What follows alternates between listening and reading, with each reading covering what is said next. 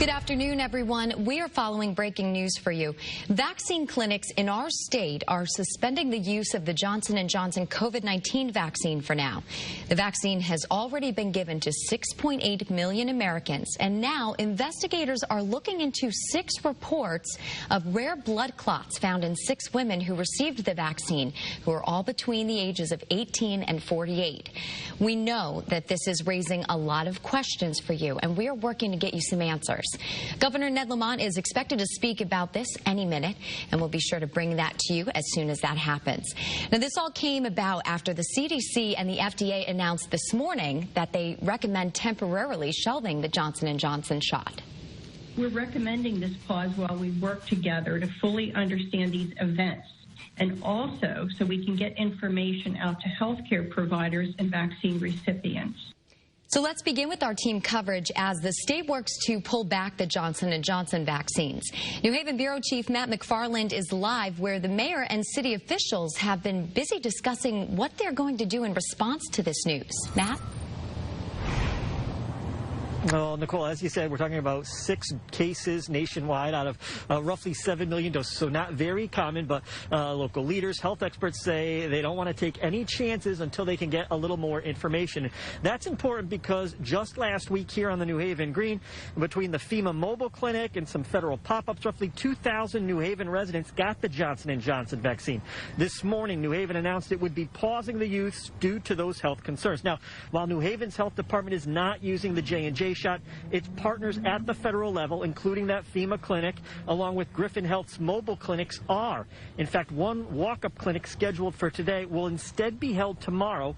And going forward, the city says those clinics with Griffin Health will only use Pfizer or Moderna vaccines until they can get more guidance and clearance from the CDC. The city says it's doing this out of an abundance of caution, but no doubt this will impact vaccination efforts here in the Elm City. I think it's pretty clear that it's a setback because, in particular, the Griffin pop-ups were designed to make it very, very easy for someone to get the vaccine and then move on with their life, to eliminate all barriers. And the mayor says not only is it a setback when it comes to getting shots into people's arms, he's also worried that there's going to be some hesitancy as well when people hear this news. We're going to have that part of the story coming up tonight at 5. We're live with the mobile newsroom in New Haven. Matt McFarland, Channel 3 Eyewitness News. All right, thanks, Matt. Today's developments are raising a lot of concerns and a lot of questions from people who have already received the vaccine. And just within the last hour, doctors at Hartford Hospital addressed some of those concerns. Channel 3's Shante Passmore joins us now with that part of the story. Shante, we've been covering that 6.8 million Americans already have been given this shot, and 6 people reported a rare and severe type of blood clot. But these 6 people, are they from Connecticut? They're not, right? Well, Nicole, according to the State Department of Public Health, the answer is no. Still, the pause comes as the CDC and FDA investigate the 6 reports. Many medical experts are calling these side effects rare. Again, we've been hearing 6.8 million people have already received the J&J shot in the U.S. And just yesterday, the governor's office reported more than 96,000 people in our state received the single-dose shot. We wanted to know how this would affect vaccination sites and appointments.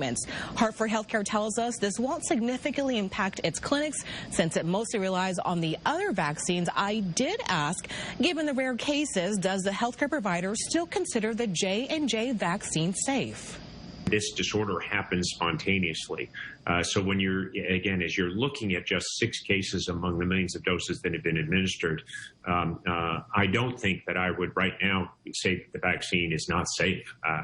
There's not any evidence that I would have confidence in making that statement. Now, if you receive J&J and you're wondering if you should call your doctor, here are some of the adverse side effects. If you experience severe headaches, abdominal pain, leg pain, or shortness of breath within 3 weeks of receiving a dose, go ahead and call your healthcare provider. Right now, I'm working on gathering more information for people who have already had the J&J shots. We'll have that tonight on Eyewitness News starting at 4. Live in the newsroom, Shante Passmore, Channel 3 Eyewitness News. All right, thanks for that helpful information, Shante. And for more on what Hartford Healthcare is saying about the Johnson & Johnson vaccine, head to our Channel 3 app. And keep it here on Channel 3 as we continue to cover every angle of this story.